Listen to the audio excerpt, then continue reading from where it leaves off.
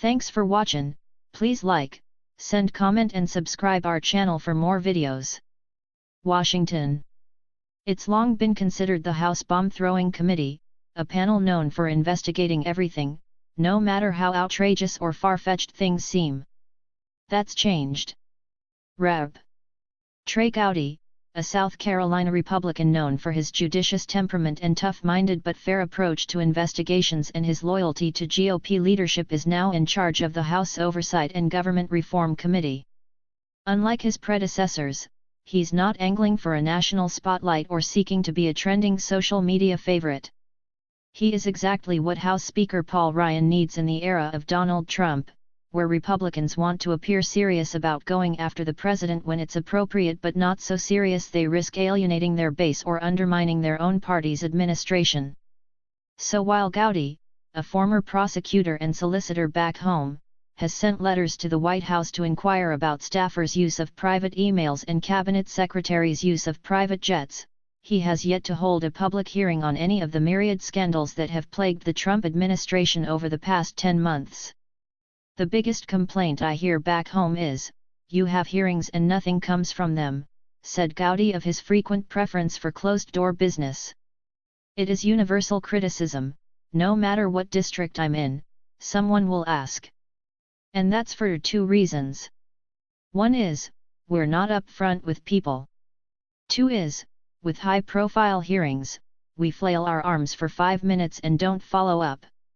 And as for why his committee isn't currently investigating anything related to possible collusion between Trump associates and Russian meddlers in the 2016 election, Gowdy has the ultimate explanation: he's already a member of the Intelligence Committee, and it's already actively pursuing a formal inquiry. Gowdy has only been chairman since late June. Congress took a month off in August and has taken off 2 more full weeks since Labor Day, meaning he has less than 3 full months of a legacy to judge so far. But members of both parties are watching closely and keeping score. "I warned everybody I was going to be different." Historically, Republican chairmen of the committee during Democratic administrations have gone after the incumbent president with considerable zeal and fanfare, and made sure the media was aware of every move.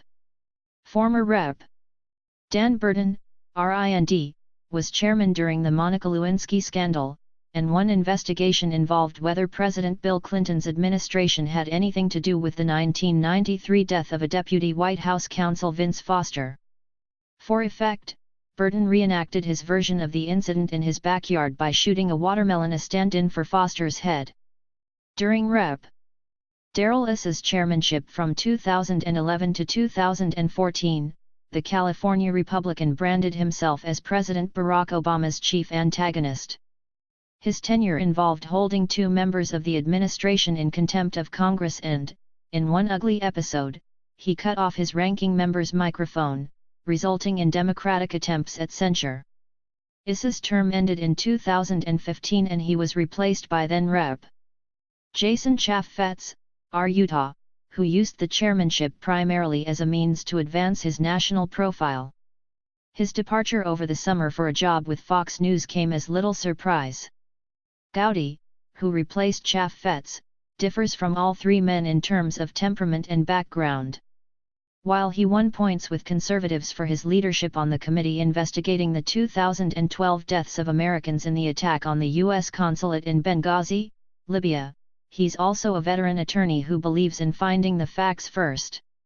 Also, in cases of Burton, Issa, and Chaffetz, Republican leaders wanted them to be partisan attack dogs against Democratic administrations. Gowdy has a very different mandate. Former Rep. Tom Davis, RVA, whose chairmanship between 2003 and 2007 coincided with the George W. Bush administration, knows this dynamic. "Gowdy going to get a lot of criticism from Democrats for not going after Trump enough," said Davis, who has been in touch with Gowdy to offer advice. "The reality is, when the president's party controls the House, you tend to under-investigate."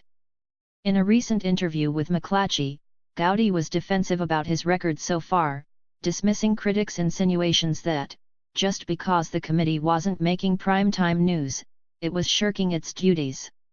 So far, Gowdy has shepherded 14 bills through the panel and convened 14 public hearings, nearly all of which have fallen under the government reform umbrella of the committee's purview: the 2020 census, the criminal justice system and cybersecurity challenges, for instance. It's not that I'm not having hearings. It's that I'm not having hearings on what y'all want, Gowdy said. What you haven't seen is a lot of theater. Gowdy has also sent a total of 38 letters to executive branch officials on a range of topics, from the Michigan drinking water crisis to rising prescription drug prices. These, and many others, have been co-signed by top committee Democrat Elijah Cummings of Maryland. If reporters and lawmakers are eager for higher-profile committee action on the administration's use of private email servers and lavish travel, for instance, they will have to wait. Gowdy has made clear that thorough investigations will precede all hearings, and those probes can often take months. I come from a system where at the end is when you make up your mind. This is exactly the way I did it for 16 years, Gowdy said, alluding to his lawyer days. I warned everybody I was going to be different. Information or drama? Democrats worry this wait-and-see approach is just another Republican excuse not to go after Trump in public. They also argued Gowdy, as a rank-and-file member of the panel, had no trouble hounding Democratic witnesses from the Obama administration and seemed to relish the role. You got a new religion that says, "We don't do that," said committee Democrat Gerald Connolly of Virginia. Could that have anything to do with the fact that you're the new chairman in the Trump era? Even some Republicans, such as Issa, suggested Gowdy shouldn't limit his investigations. You're supposed to investigate anything, anywhere, anytime, he said. Recently, committee Democrats were clamoring for a hearing on the federal response to Hurricanes Harvey, Irma, and Maria, and why assistance was slow to reach so many devastated areas.